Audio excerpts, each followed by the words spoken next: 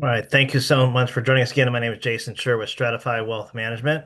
If you do have questions at any time during today's presentation, please feel free to email Merrick. It's Merrick at stratifywealth.com, the same email that is on the screen.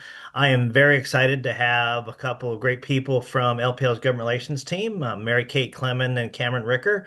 We're going to talk about one big, beautiful bill. Needless to say, there is a lot in it. So we want to go over some key highlights and certainly answer all of your questions. Mary Kate and Cameron, thanks so much for joining us. Awesome. Thank you so much. So I'm going to take over and share my screen here and drive a presentation for you guys. Can you see it? Yes. Okay, let's start this from the beginning. There we go. So thank you guys so much for having us, Mary Kay Clement and Cameron Ricker from the GR team. We've got a lot to talk to you about. We're going to talk through taxes. There's a lot of changes coming up, especially for this filing season.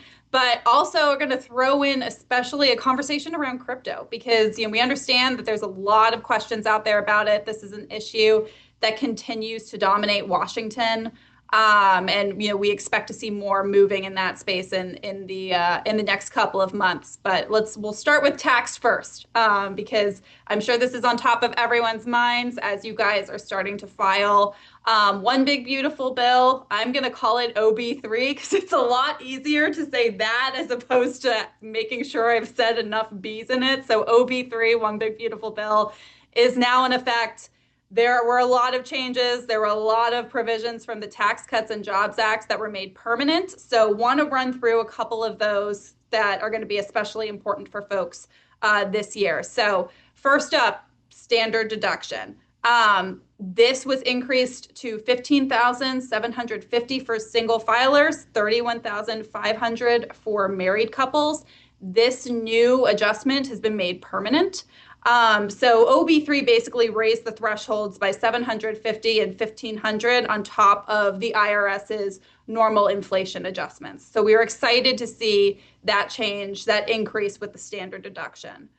Estate tax is one that's also really critical, especially as we're about to move through a massive wealth transfer. Estate tax was increased 15 million single, 30 million joint. Again, another provision that's been made permanent. Especially important with the wealth transfer so that more of the client's estate is going to go to their beneficiaries.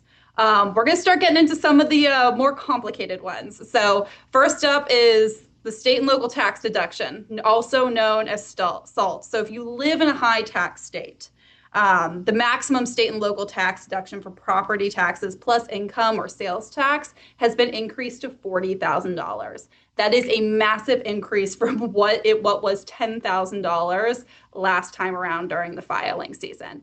This is something that is not permanent, though. It's increased for $40,000 through 2028, and then it's going to revert to $10,000 per filer, back to that TCJA level.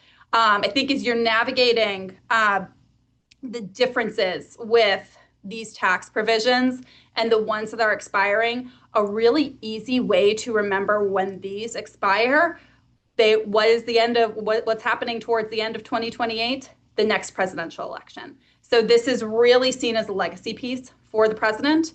And so all of this will come back up into conversation shortly after the 2028 election cycle. So that's kind of an easy way to benchmark as you're thinking about taxes long term. I will also say specifically on SALT, it does begin to phase down once the modified adjusted growth income for single or joint reaches $500,000. So I think that's also an important call out as you're navigating SALT. Throughout the conversations of the One Big Beautiful Bill Act, folks talked a lot about how can we eliminate taxes on Social Security. Unfortunately, that is not something that folks can just do through reconciliation legislation. So what Congress did was they created what's known as the senior deduction, and this is a new program that was established under OB3. And so this basically doesn't fully eliminate taxes on Social Security, but it does decrease it significantly. So new So basically, new deduction for seniors 65 or older is 6,000 for single, 12,000 for joint. Again, this is something that does expire at the end of 2028, and the deductions are going to phase out with a modified adjusted gross income at 75,000 and 150,000. So important call outs about a new program that is available for seniors who are filing their taxes. Uh, Another one that is key, we're hearing about it a lot. We might hear about it tonight at the State of the Union, is Trump accounts. And I do want to spend a little bit of time talking about this because I know folks have had questions on what is this and how do we navigate it. So the easiest way to think of Trump accounts is think of it as kind of like a baby IRA.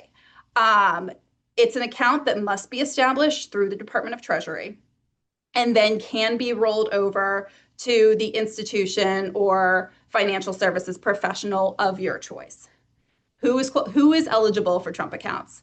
Any child who is a US citizen under the age of 18 is eligible for a Trump account. Any child who has been born between January 1 of 2025 and December 31 of 2028 is eligible for the $1,000 contribution. And that's a little bit of a change from what we had seen when the legislation originally passed. We do have some new contribution limits. The maximum contribution per beneficiary is $5,000 into the account.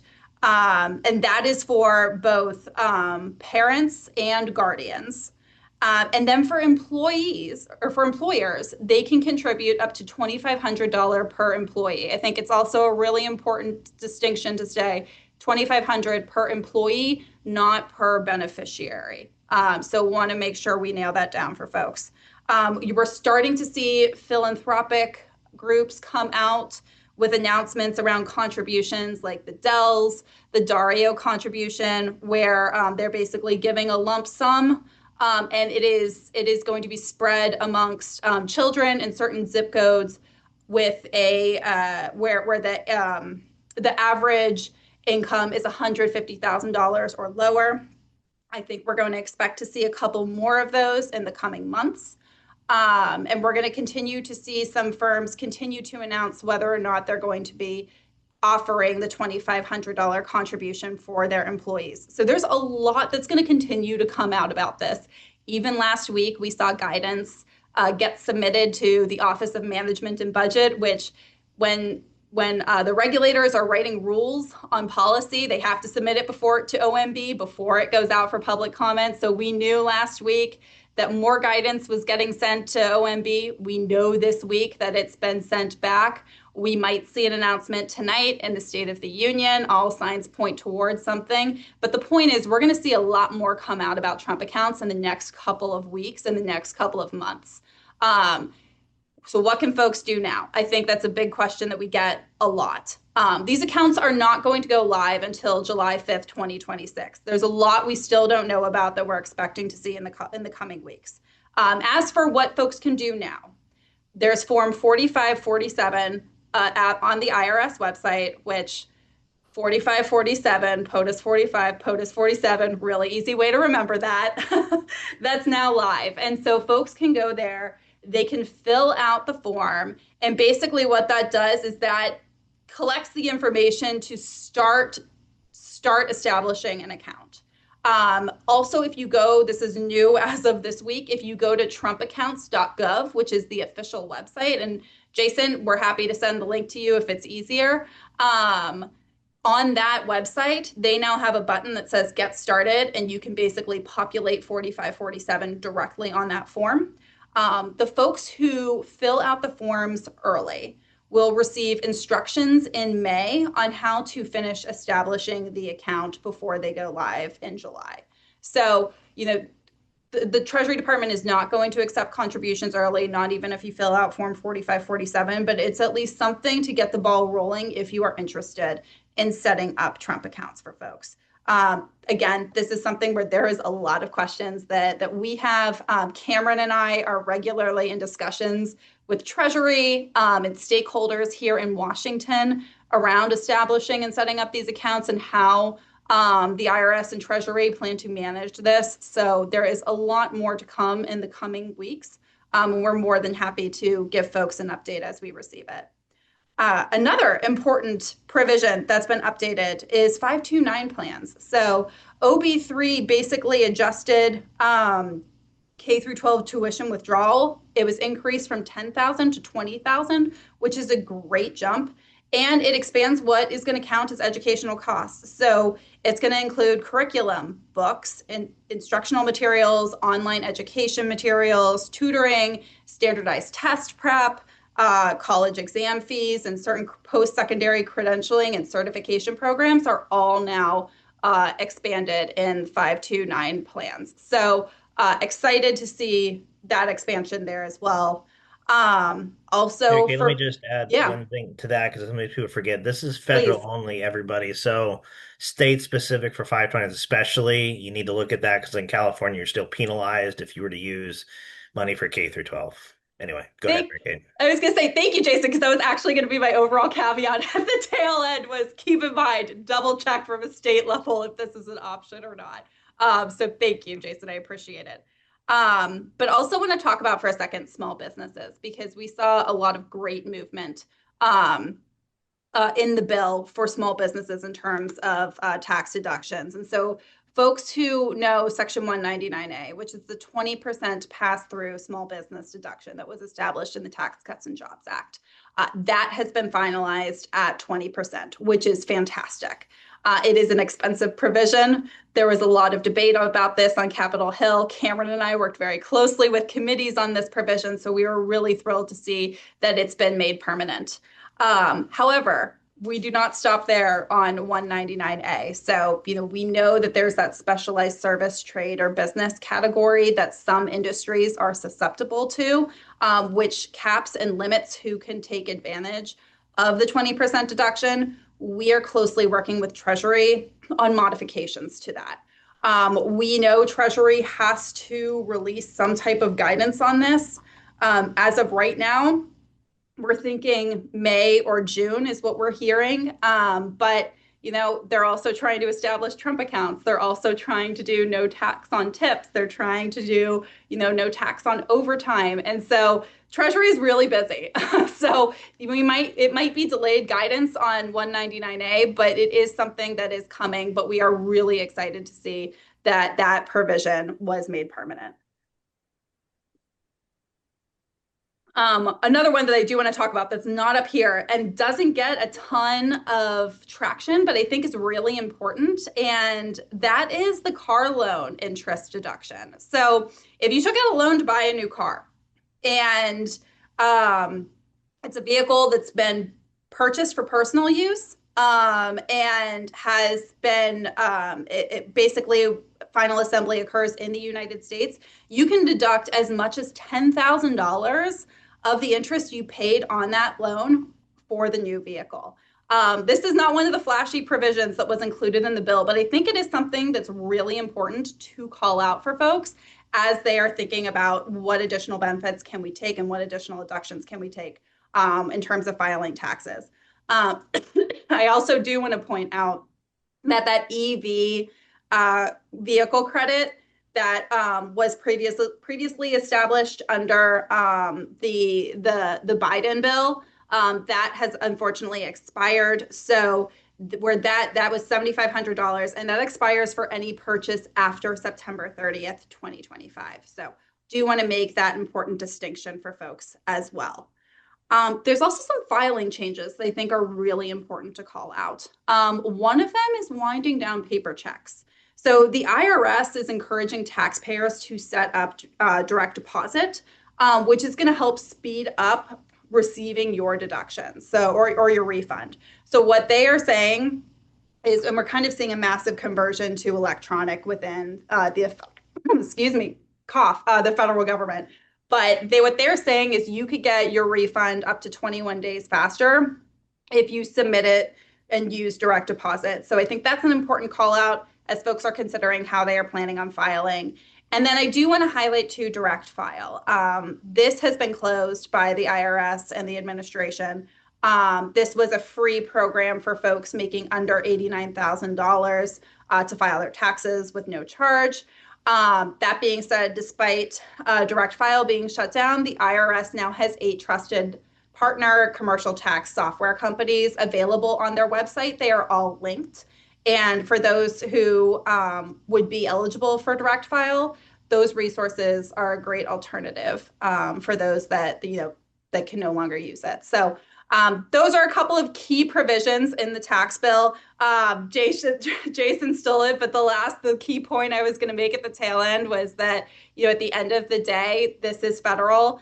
Always important to double check from a state standpoint if this could, or if there's a similar program in the state that applies to your state taxes. But happy to answer any questions folks have at the end on taxes. There's a lot, still to come, but I'm actually going to turn it over to my colleague Cameron to talk about crypto.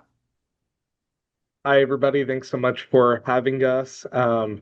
What we've seen is a lot of confusion and a lot of movement in the financial services space for legislation as it deals with digital assets or cryptocurrency. So, thought we would do kind of a high-level overview of, what a digital asset is, what is possible now, and what is kind of coming up in the future. So, when you hear crypto or digital assets, there's a few ways of thinking about this, and Congress and the legislature is making regulations based off of kind of how difficult each task is to tackle.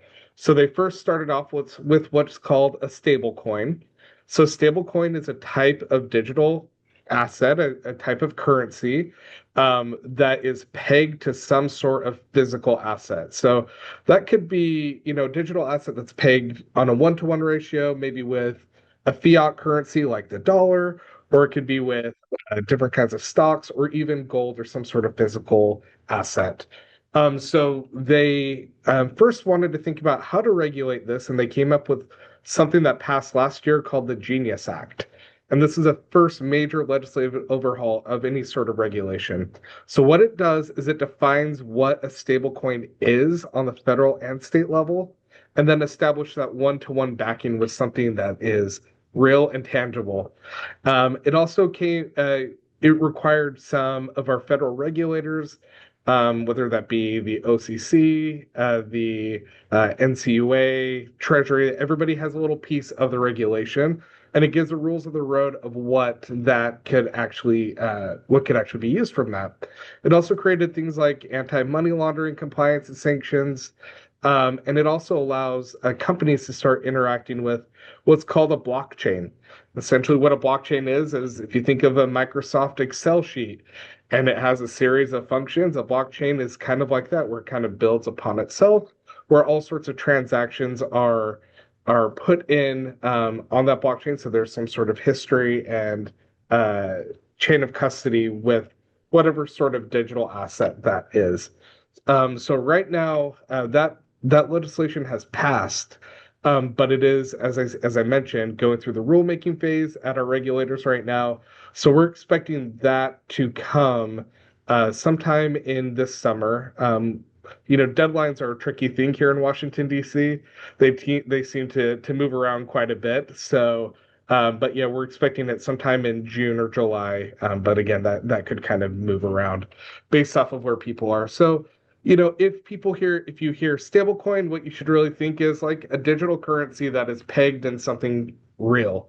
Now, after they passed that piece of legislation, they started thinking about, what do we do with all other sorts of digital assets, whether that be cryptocurrency or other sorts of tokens, or the tokenization of real assets. And so right now they have started to debate a piece of legislation that's called the Clarity Act. So this has already passed the House of Representatives in the summer of last year with large bipartisan support, and is currently being debated in the Senate.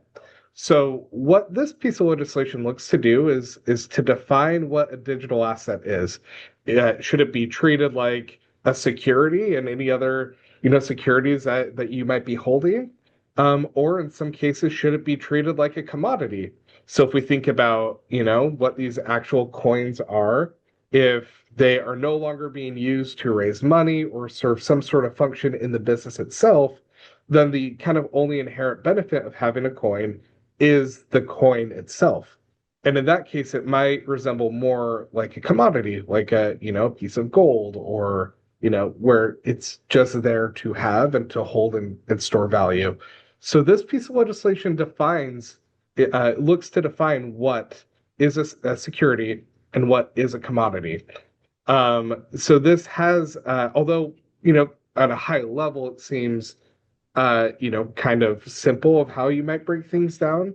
There's been a lot of debate on how to go about establishing this sort of framework.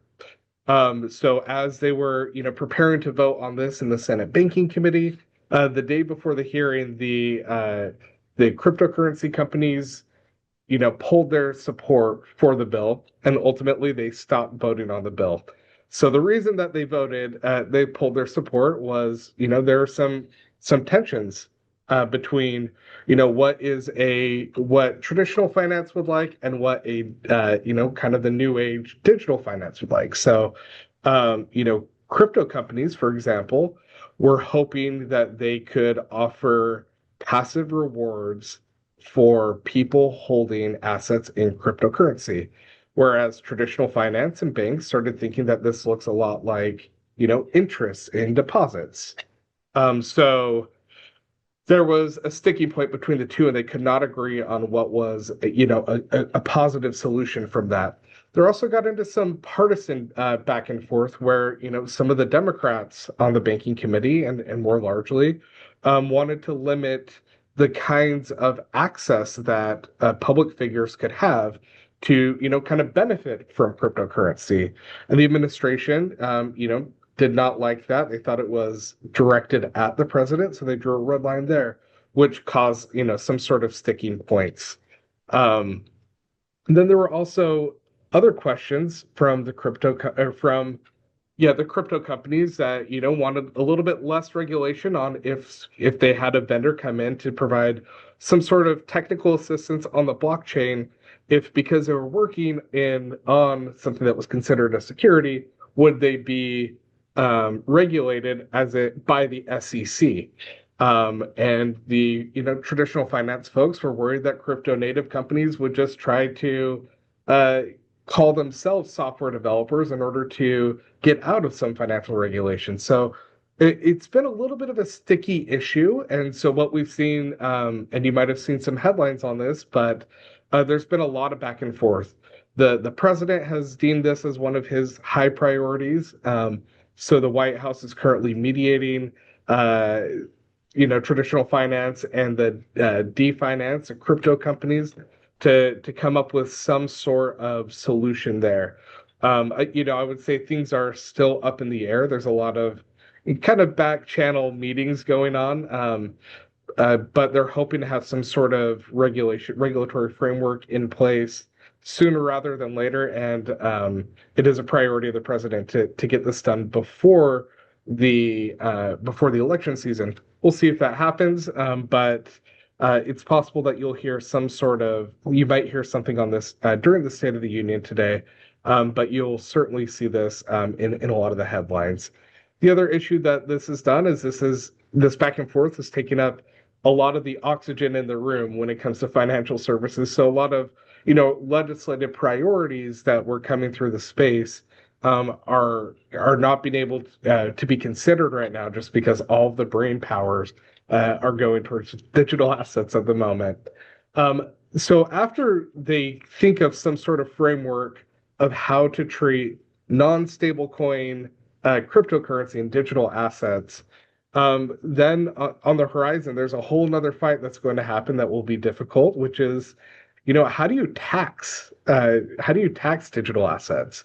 Do they get taxed if we use them as some sort of, currency? Do they get taxed every single time? Do you get capital gains tax? When do you actually get the tax pulled from you?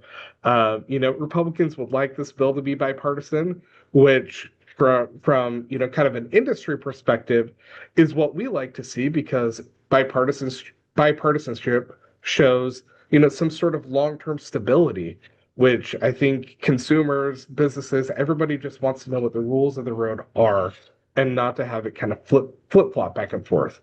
However, if bipartisanship is not in the cards, there's also talks that there could be another reconciliation bill in order to pass some sort of tax policy on this.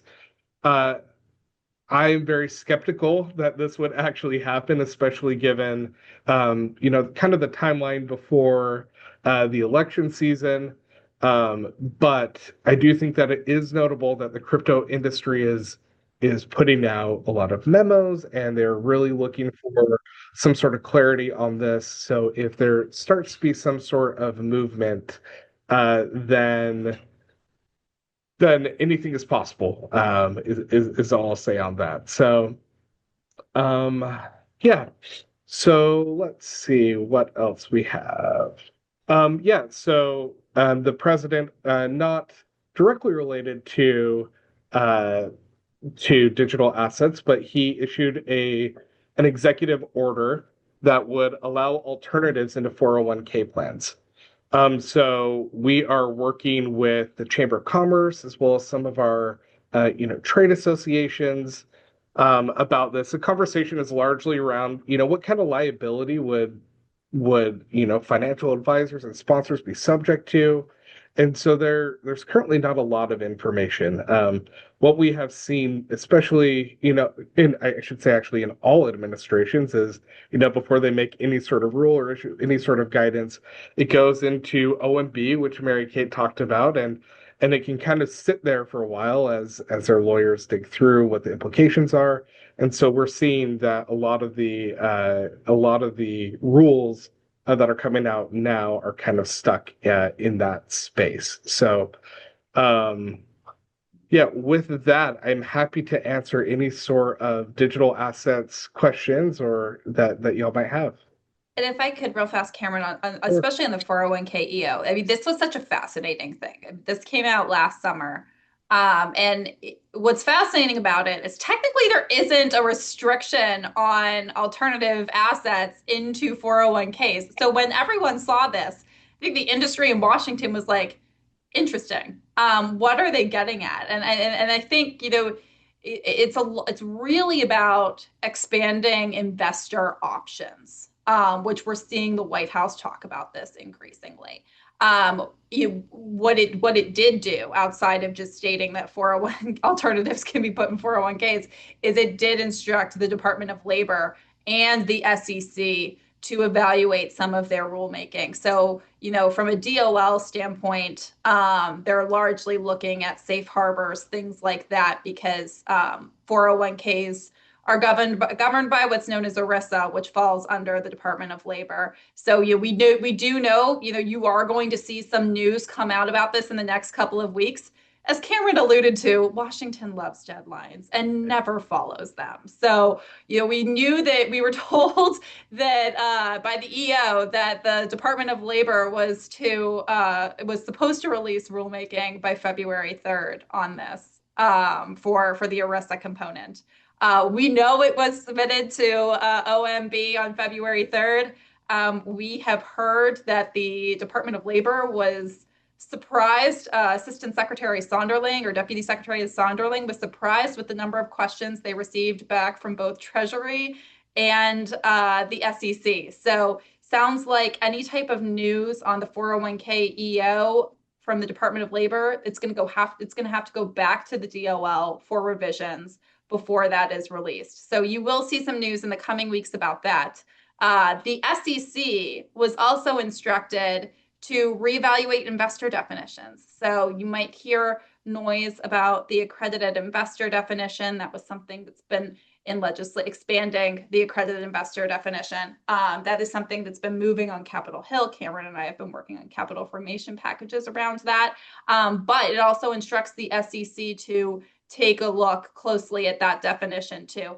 The SEC has not sent anything to OMB on this yet, but Cameron and I were both with Chairman Atkins yesterday, and he alluded to sounds like they're looking at a lot of different methods on how to expand accredited investor definition. everything from taking a test to sort of your background and credentials being enough for folks to be able to qualify for that. So, I wanted to save a lot of time for questions because this is complicated. There's also a lot of other issues that are currently happening in Washington that we haven't even touched. And you have Cameron and I, we are open books. We are happy to answer any questions you guys have, whether it be on tax policy, whether it be on crypto, or anything else that's coming that you're hearing about that's important to you. So we really wanted to use some time for, to chat with you guys about what's most important, what you guys have questions on, what's confusing. Let us know. No, and thanks everybody for that. There is a lot in it. There's a couple of questions I have, but before I get to that, just a reminder, if you do have a question, email Merrick, Merrick at stratifywealth.com, and he can ask your question. So a couple of things as we throw out, the industry, we're great about euphemisms and this and that. Let's pretend somebody knows nothing about it. What is a 199A deduction? What is it Thank you. for? Thank you. And Jason, we speak and we call it Washington speak, where we talk about acronyms and nobody understands it. I'm so sorry about that. So we call it section 199A because that is the section in the tax code that it is. But basically, it is a 20% deduction for pass-through businesses. So thinking about, like, for example, independent financial advisors would be qualified for the 20% small business tax deduction. Unfortunately, independent financial advisors are an industry that's an SSTB, and we are actively working on this. But what the point of this provision was to basically give small businesses an incentive to grow in their communities and compete with larger corporations. So that was a big part of the Tax Cuts and Jobs Act. It is an expensive provision. It is one of the most expensive tax provisions at the federal level. And so, we saw a lot of news over the past year, or as they were debating this tax bill, around cost, because we currently have a Congress where there are a lot of fiscal hawks in it who do not want to spend more money. And so this was something that was discussed at length as to whether you get rid of it, whether you preserve it. We said we have to preserve small business tax priorities. And so this was one that we were thrilled to see was made permanent. But that's a little bit of the background on why we call it 199A and what it means.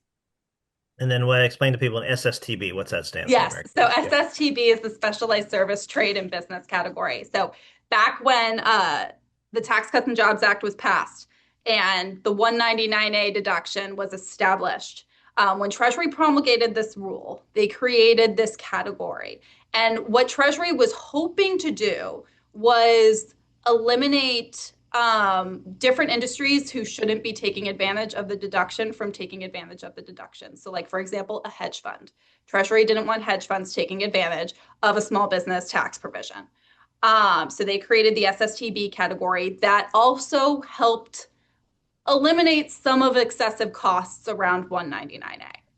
Unfortunately, some of the language that Treasury used when they implemented it was very broad. So we saw some industries that should not be swept into it. Again, independent financial advisors being one of them. And so we are actively working with Treasury and some of the other trade associations in Washington that represent different small business industries on how do we amend the SSTB category so there's more parity on who can take advantage of it. And I'll also say the SSTB category can be really broad as to who is included and who is excluded. So we have everybody from dentists and physicians, and all those folks are included in the SSTB category, largely because they were trying to eliminate, some of the costs associated with that. So, yeah, just to add on to that. So I did one more question. I'll bring on Merrick for some others. So you talked about some legislative, priorities that aren't getting discussed now because of the whole crypto taking all the Yep. wind, everybody's sales kind of situation. From LPL's perspective, what are some things that you're kind of working on behalf of our clients that if they wasn't so much talk of crypto or things that you'd be right in front with Congress right now? Yeah. It's a really good question. So right now that there is a capital formations package that is being considered in the Senate. It had wide bipartisan support in the House, which we advocated for. It's called the Invest Act, and it basically was a conglomeration of a bunch of small bills that are meant to help, individuals raise, it could be businesses, it could be individuals who are trying to save, uh, you know, get more access to capital through a capital formations package. So there are all sorts of things in that bill, like, redefining what an accredited investor is, kind of making that definition more broad. There's also a piece of legislation in there that would allow 403Bs to invest into CITs, collective investment trust CITs. Would allow them to act a little bit more like 401ks. So, your nonprofits, your schools are able to get some of the returns that are typically associated with 401k plans. There's also other provisions in there, like, one that we care about is e-delivery, electronic delivery. So the ability to for our advisors or for LPL to send disclosures electronically to folks, and we see this, our end clients. We see, sometimes they get large pieces of, stacks of disclosures, and especially if you live somewhere, in more of an urban place, maybe New York City. They don't fit in a mail slot. People just leave them on the ground, and this has people's sensitive financial information. And also, it's just more convenient for a lot of people. So, what we would like is an option for people to receive these documents as they prefer, whether that be electronic or someone prefers physical copies, still maintain that physical copy. So that's a piece of legislation that we're advocating for. There's a number of other provisions in there, but that those are kind of the things that are waiting, kind of in line behind digital assets. So we'll see, how much oxygen is sucked out of the air with digital assets, and if we can squeeze something that would really help, kind of your everyday person and small businesses. But yeah, we'll see what happens. Yeah, we would really love to see that cap formation, especially e-delivery, because you heard us talk about how we're using direct deposit with IRS, and the Department of Labor has largely converted to electronic delivery for like the thrift savings program, which is basically the Capitol Hill federal government version of 401k.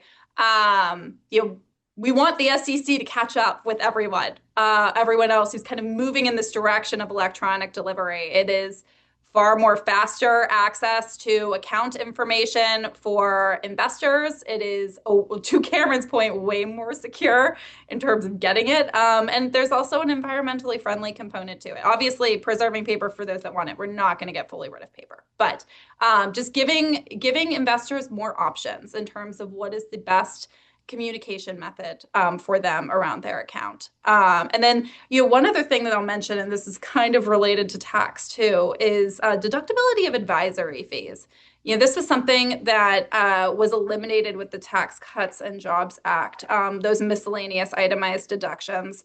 And the reason why Congress eliminated it was because they were trying to offset the cost of that new standard deduction that we talked about earlier today. But this is something that has a lot of support on Capitol Hill, bipartisan support on Capitol Hill. I know that's not something we talk about a lot, but folks want to are trying to figure out how can they increase financial literacy, and how can they ensure more Americans have access to financial advice. And one of the ways that folks are looking at how can we do this is bringing back deductibility of advisory fees. I think it's a long way to go, as Cameron mentioned with the crypto conversation. I think this largely applies to everything. The midterms are coming quickly, and that means there is significantly more limited floor time, especially as folks are trying to introduce new legislation. But I do think that this is going to be something that's going to continue, to be a part of the conversation in Washington. Maybe it's not something that gets done this year, but I think we're going to continue to see this happen as folks look at maybe expanding on the Secure 2.0 retirement package that we previously saw in years past. We're coming up on when people typically think about reauthorization there, or how do we expand on those provisions. And so I think this is also something that can largely be a part of that conversation.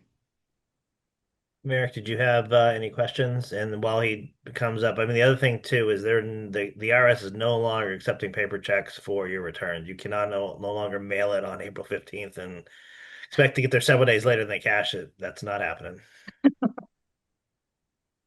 Yes, I did receive a couple of questions. I think one for each one of you, Cameron and Mary Kate. I think the source was for Mary Kate. The items you discussed on the slide uh, on the items you discussed on the slide, including the SALT increase in of the 40K, does that apply to 2025 tax filing? Yes, yes, Okay. that's in effect. That's in effect now. Okay. Yep. Perfect. The other Hopefully question I that have, helps folks. yeah, Take yeah. advantage of it while it's here. For Cameron, do you see crypto being another form of currency out there, or do you see it ever replacing currency like the dollar? Yeah, it's a really interesting question. One of the provisions that they're considering right now in this piece of legislation actually explicitly prohibits the Federal Reserve from creating what's called a CBDC, a central bank digital currency, so a digital dollar. And the reason that they're prohibiting is they want to have as much innovation as possible in the digital asset space. They don't want the government to kind of take over that space. That being said, I don't foresee this being a a replacement for any sort of fiat currency. I do, see there are likely to be some sort of adoption from, kind of your traditional financial services, which I think will have some staying power. So if you think about the application for like a blockchain, for example, as I mentioned, it's essentially, an a very long Excel formula. There are things that can really benefit consumers and businesses alike through its adoption. For example, if you're making a purchase, you can essentially use a what if command on a blockchain. So if, you know, user A gives X amount of money, a certain amount of money, then user B will give an asset in return to that. So with that, your clearance process becomes near instantaneous as opposed to, a couple of days. So I think that sort of use case makes a ton of sense. There's also one of the things that they're considering in this legislation is, okay, now if we have an asset, what if we, created an essentially a tokenized version of that asset? So you digitize a stock. And if somebody can, doesn't want to afford an entire LPL stock, then what they can do is they can break those up into different fractions, and you can buy a portion of a stock. And then you can do that with all sorts of alternative assets. So I use LPL just as an example, but like more better use cases, like what if about a piece of real estate, like I could see things like that start to take hold in how we use digital assets. So, long story short, no, I don't think it's going to replace any sort of currency. But there are use cases that I think are starting to come out of the digital asset conversation that I do think will become more mainstream in how we eventually start integrating these into our assets. I should be very clear. Right now, there's no sort of, legislation that is allowing for these things to happen. So these are all theoretical. We are at the infancy stages of how we are starting to deal with these assets. But, down the road, there are use cases where we will start seeing these, perhaps integrate more with our financial strategies. Excellent. So we have a timeshare model for securities. That's awesome. That's just great. Yeah. What I tell people is I liken this to the internet. The blockchain is a really good technology. Blockchain's here to stay. All this other stuff around it may not last, Yeah. like the internet with the dot coms, a lot of them were just junk, but the internet was fantastic technology. And I think that's where, to me, where blockchain is, because it's, if you want to use crypto, you have to convert it to dollars. It's quoted in dollars. Because if you want to go to the store, you have to buy it in dollars. You can't use crypto. So that's, to me, it's, I don't know. To me, talking about digital currencies, I don't know. I don't use cash ever, right? I mean, Yeah. well, I use Apple Pay, whatever. I mean, it's kind of pretty digital in that sense, right? So, Yeah. No, no, that's exactly right. And these are the kind of conversations that are happening every day on Capitol Hill. Um, so yeah, you're right on. You're right on with that. And I think everybody recognizes that we're in the infancy stage, right? We don't exactly know what this will look like. But I do feel confident that the dollar will remain and be, kind of the standard moving forward. But digital currencies may play some sort of role in people's financial strategy should they decide to do that moving forward. So just again, if you have more questions, email Merrick at MERICK, Merrick at stratifywealth.com. Merrick, did you have any other questions come in, or should I ask a couple more? I did not. Okay, cool. So let me ask you guys that if you were sitting on our side, what are some questions that you would be asking you guys that we haven't touched upon yet? Yeah, great question. I think one of them immediately, and when you ask the question about what else we're working on, I think this is also an important call out. It's not out yet, but we do know for folks who are independent contractors, we are going to see a new Department of Labor independent contractor rule any day now. OMB's reviewed it. Office of Management and Budget has signed off. So we are just actually waiting for the rule to drop. So you're probably going to see that in the news in the next couple of weeks. We have been told that it is very similar to the first Trump administration independent contractor rule, which was very business friendly. So that should hopefully be some good news to folks who have been previously caught up in the independent contractor fight. But I do think it's an important call out because it is something that's going to be coming out of Washington in the next couple of weeks. So I would definitely say independent contractor. Is Let me that think. What Mary Kate else? expand on that so that kind of Yeah. focusing on the Uber and the Yep. DoorDash people kind of thing? Uber, DoorDash, basically any type of industry where you are 1099 with a company, that is all going to be reassessed with the Department of Labor in the next couple of weeks. It's interesting. I'll go down a rabbit hole real fast on this for a second. It's an interesting Department of Labor because Secretary Chavez DeRemer hasn't always been industry friendly when it comes to independent contractor, just given her vote history when she was a member of Congress. Her positions haven't necessarily lined up with the same position as the administration. And so, we say we're not going to breathe easy until we take a look at it, which I think is the case. But, we did see this also with her confirmation hearing that she had largely changed her tune on how she thinks about that. But I do think it is an important call out because this is something that impacts a lot of different industries, a lot of different people. And we do know that we'll probably see it before the end of the week is going to be my best guess. So That's great. independent contractor is definitely going to be up there for us. If I was in y'all's position, and it's a question that I get asked, every day from people back home is, what's going on with the election, I think is fair. And, I learned a long time ago to get out of the prediction game of what will actually happen with the election. But I think it is fair to look at, kind of what we can expect to see from a legislative or regulatory standpoint, and how the election impacts that. So, with in any sort of election year, you can think, kind of starting in May, the legislation will slow down pretty significantly as members, especially on the House, because the entire House is up for re-election. They go home and they start to campaign. They'll come back quickly in July, and then they'll go out for all of August, and then there'll be some sort of, 2 or 3 week sprint in September. The type of legislation that we typically consider during this time period, they're not very controversial. They tend to be, what would be easy votes because everybody knows they're going to have to answer to their voters back home. So what that ends up being is kind of in a legislative year, it gets pretty quiet from about May through September. Then the election happens, and there, depending on the outcome of the election, there could be an all-out sprint. So if there's any sort of change coming for the Democrats taking over the House, we might see President Trump and leaders in the Senate and the House try to cram as many of their priorities, their Republican priorities, and try to get those passed while they still have all three chambers.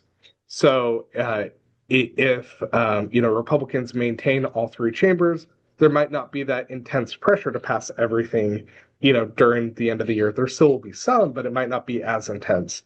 So I would say that's what you should kind of look out for if you're watching for legislation is, what's the outcome of the election, and that will really dictate how much of a press we have at the end of the year for any sort of legislative push. I also think too, I mean, that's a really good point, Cameron. Historically, midterms, the party that is in power loses one or two chambers. we are a political lifetime away from the election this year. Who knows what's going to happen in November. I'm not going to make any predictions on that front, but I do think it's important to kind of think about as well, like what could be coming out of Washington next year in what form, right? So if President Trump is a lame duck president at that point in the next Congress. And so if you have a split government on Capitol Hill, I think you're going to see the president shift his strategy largely towards regulation, coming from all and basically try to use the agencies to enact the rest of his agenda, whether that be tariffs from a national security standpoint, from a digital assets tax treatment standpoint, potentially. You might start to see that move through regulation as opposed to legislation, which I think is an important call out. But who knows with this election cycle? I mean, it's going to have a lot of twists and turns. We'll see what happens, but definitely keep an eye out for how this is going to change. And I also think too, from a state level, too, I think if you have if the parties remain and if the chambers remain with control as it is, I think you're going to start seeing Democratic states push back even more on the administration. If it's a split government, we might see some of the noise from some of the states that we're currently seeing quiet down. All of that is going to impact policy moving forward with the next Congress. And if I could just quickly piggyback. Go ahead, Cameron. And then I have one more question. Go ahead, Cameron. Go ahead. Yeah, sorry. If I could just quickly piggyback, the thing there's a great point by Mary Kate about shifting to a regulatory posture for making changes with the government. Those aren't as sticky as legislation would be. So anything that's made in that manner has potential for whiplash in a different administration. So I do want to just kind of point that out that's where we might be. So. It's like the executive orders. I mean, correct. New president comes in to change it with another executive order. That's the kind of whole thing. So let's talk about the filibuster, because I think it's pretty confusing to a lot of folks that, in the Senate, you just need a majority, but in order to get to the vote where for the majority you have cloture and filibuster, and these guys don't even actually have to do the work of filibustering anymore, that kind of thing. Kind of explain it to people how that works, because it's confusing. Yeah, sure. I spent a majority of my career in the Senate. So I'm what they call in DC a Senate snob. So yes, I love the Senate. I love its old arcane rules. Essentially when you think about the filibuster, you have to go back and look at what the founders wanted in a government.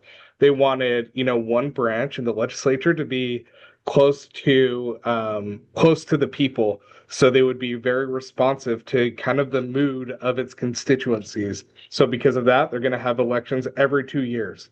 So they're always close to what the people want. Then on the Senate side, they wanted, yes, that same accountability from the people, but they wanted a place that would be less reactionary and take kind of what the best of comes from the House. One of our founders called the Senate the cooling saucer, right? So like you throw things that are hot in and you let it cool down, simmer down, and then we kind of build out from there. So the filibuster is a tool for that. So the Senate can be slower, less reactionary, so that ideally we get more vetted policy. There's time for people to come in, give their opinions, and have overall a more solid foundation. So with that, the filibuster essentially says that in order for a piece of legislation to be considered, they have to have 60 votes on the Senate floor. That's 60 votes in order to overcome what's called a filibuster. So what the filibuster actually is if if even just one senator decides that they don't like a piece of legislation, at any point they can go and they can just start talking on the Senate floor. And what that does is it eats a lot of floor time, so things aren't able to be considered, and you can kind of go for as long as you're able to stand there and talk. So we've seen this to various effects over the years. I think the longest one, Senator Booker did not too long ago. Time's a little nebulous, but within the last 3 or so years, it might have even been 1 year, but I think it was something like 30 hours or something like that. So if you cede the floor, then the filibuster is over. So you need 60 votes in order to stop that filibuster from happening. So now, because of that filibuster threat, a lot of the actual business that's done in the Senate is done through what's called unanimous consent, or UC. So it's everyday business from, let's say that you are a committee. There's an old rule in the Senate that says if a committee hearing is going to be longer than 2 hours during a session day, they have to get permission from all the other senators in order to hold that hearing. So you have to get unanimous consent to overcome any sort of filibuster should a senator not like the hearing that you're having on that day. Um, so it's run largely by unanimous consent. And so what the filibuster, that threat makes the threshold be 60 votes in order to overcome. So there has been discussion over in the past, not just this administration, but other administrations as well, to get rid of the filibuster to make it just a simple majority rule institution, more similar to the House. This is controversial in the Senate because, a lot of the senators like that tool in order to stop legislation that they don't necessarily want forward. It also dilutes the power that any single senator can have. So if they are no longer able to withhold their vote or have the threat of a filibuster, then it just makes them one of 50 as opposed to, one individual person with a lot of power. So as I see the Senate right now, I don't foresee the filibuster going away. That I have been wrong in the past, but given the comments by um, you know Senator Thune, the majority leader, and the power that each individual senator has, that would stop the elimination of a filibuster, then I think changing that rule will be very difficult. As much as some senators and other politicians might want to change that rule. Well, Yeah, they were talking can't. about setting a time limit on it. I mean, because it literally goes on forever. I mean, God. Yeah, there are various rules that could kind of handicap the filibuster, right? Like for one, you could no longer issue just the threat of a filibuster and have that kind of stand as a filibuster and actually make the senators stand there. Right. Not to disparage any individual senator, but they tend to be a little bit of an older crowd, so they don't necessarily want to stand there and talk for 12 or 14 hours. So yeah, there are various ideas that are thrown around as to how to limit its effect while also preserving the ability to uh, you know uh, keep the filibuster and keep legislation from happening that you don't want to happen. Yeah, I think Jason, at the end of the day, Cameron did a great job of explaining that. I am a house rat, so I'm not going to pretend that I can explain it quite as well as he can. But I completely agree with him. And I think at the end of the day, senators know power shifts in Washington regularly. And Right. I think there is a real concern around when you're not in power. We're seeing a lot of partisan noise from both parties. When you're not in power, what is that other party going to put through? And the filibuster is kind of that lifeline, right? And that check over the House when it comes to what's actually enacted into law. So I agree with Cameron. I don't think, despite the threats that you see from both sides, I do not think the filibuster is something that they remove anytime soon.